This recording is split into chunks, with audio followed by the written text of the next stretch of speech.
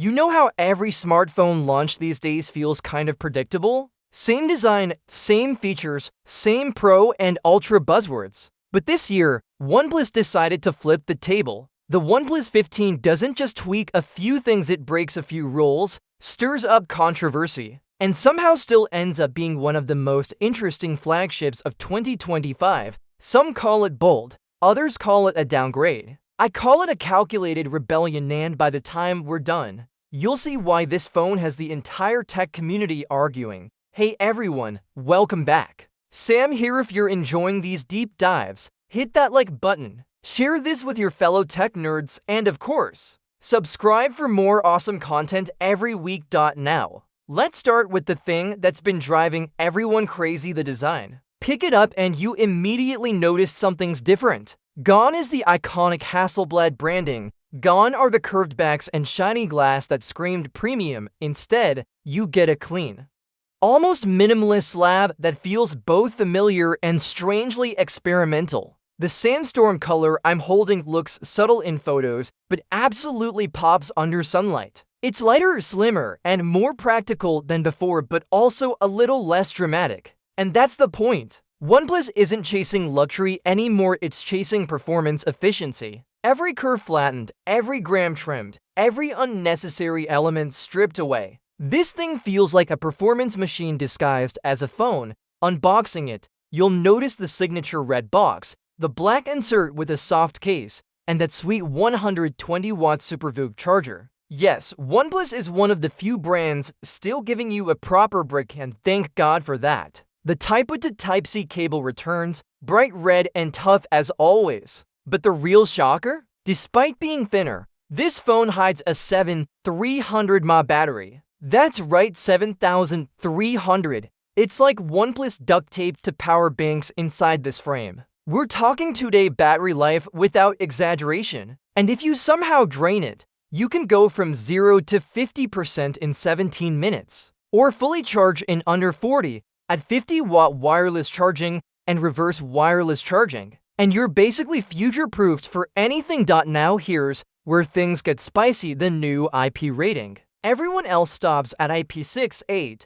OnePlus just said, hold my charger. This thing is IP6.8, IP6.9, and IP6.9K certified. Translation? It can handle dust, rain, jets of pressurized water, and even high-temperature cleaning. You could literally rinse it off after a mud run, and it'll just shrug it off. That's the kind of ridiculous durability we've been missing in sleek flagship designs. But the real magic starts the moment you turn on that screen. It's the world's first 165Hz OLED panel at 1.5K resolution. Now, yes, some people will complain it's not to K, but here's the twist: to K panels can't currently run at 165Hz without major trade-offs. So OnePlus made the smarter call. And once you swipe around on this display, you'll understand. It's so buttery smooth it makes 120Hz phones feel like they're stuttering. Colors pop, brightness peaks at 2000 nits outdoors,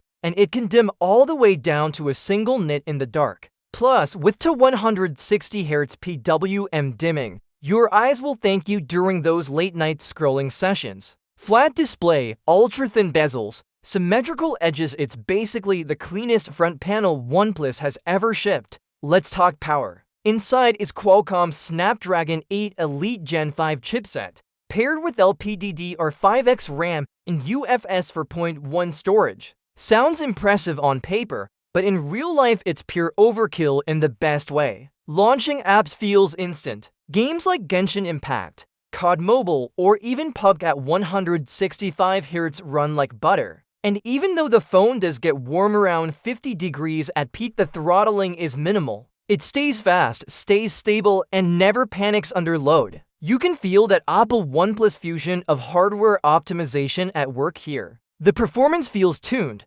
not just boosted. Then there's the software ColorOS 16 in China and Oxygenos 16 for global units. And wow, it's the smoothest OnePlus software experience in years. The animations are clean, the gestures feel natural, and you've got 4 years of major Android updates guaranteed. The new Gemini AI integration is actually useful too. You can pull up recent screenshots, search within apps, or summarize notes using voice commands in seconds. The new plus key on the side acts like a customizable shortcut button. Double tap for screenshots, long press for voice notes, or assign it to launch your favorite game. It's weird at first, but you'll end up loving it. Now, let's talk about the elephant or rather the camera sensor in the room. Because yes, this is where OnePlus pulled off its most controversial move. The main sensor is now the Sony IMX906, smaller than last year's IMX808. The ultra-wide and periscope telephoto sensors are also smaller, and yet, somehow the results aren't half bad. The ISP inside the Snapdragon chip does a ton of heavy lifting, balancing exposure, tone, and color like a pro. You can shoot 10-bit log video up to 4K 120 FPS, 8K 30 FPS, and of course 4K 60 FPS on every lens. The 32-megapixel selfie camera can even record in 4K 60 now, with excellent detail and dynamic range. So why did OnePlus shrink the sensors then? Because this phone isn't trying to be a camera flagship anymore. It's a performance flagship. Think about it, with that massive battery, top-tier cooling, and AI optimizations, they're targeting gamers, power users, and those who hate recharging every night. It's not a downgrade, it's a pivot. And this pivot makes sense in the bigger picture of how Oppo and OnePlus now coexist. Oppo keeps the premium camera-centric Find X series, while OnePlus focuses on raw performance. It's a divide-and-conquer move within the same ecosystem. Now here's the best part, the price. The OnePlus 15 starts at just 3,999 yuan in China, lower than the OnePlus 13's launch price of 4,499 yuan. That's roughly a $100 cut for more battery, better durability, and next-gen performance. So while it may look like a downgrade in a spec sheet comparison,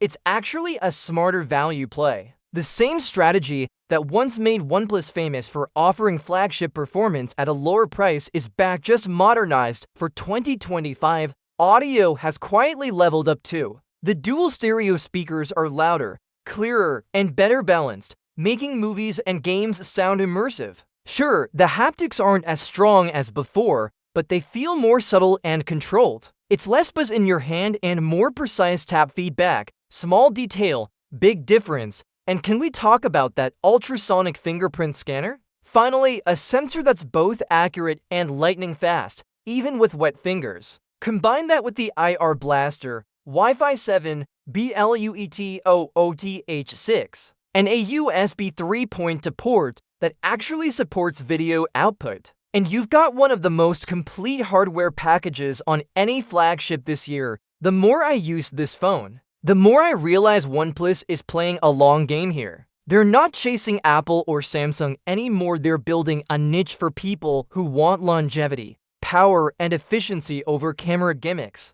And that's refreshing, because for once, a brand is saying, you don't need to pay $1,000 for a good phone. You just need a well-balanced one. Still, I won't pretend it's perfect. I wish OnePlus had kept the Hasselblad color science, because those tones were gorgeous. I also wish the camera sensors were a bit larger. But every time I see that battery percentage barely drop after a full day, or charge to 80% before I've even finished a snack, I get why they made these choices. In many ways, the OnePlus 15 feels like a reset button for the brand. It's not trying to be everything for everyone anymore. It's laser-focused on the people who value speed, battery, and reliability above all else. And that might just be the smartest thing they've done in years. So yeah, the OnePlus 15 might not be the camera king, but it's a battery monster, a gaming beast, and a performance powerhouse that actually makes sense for real users.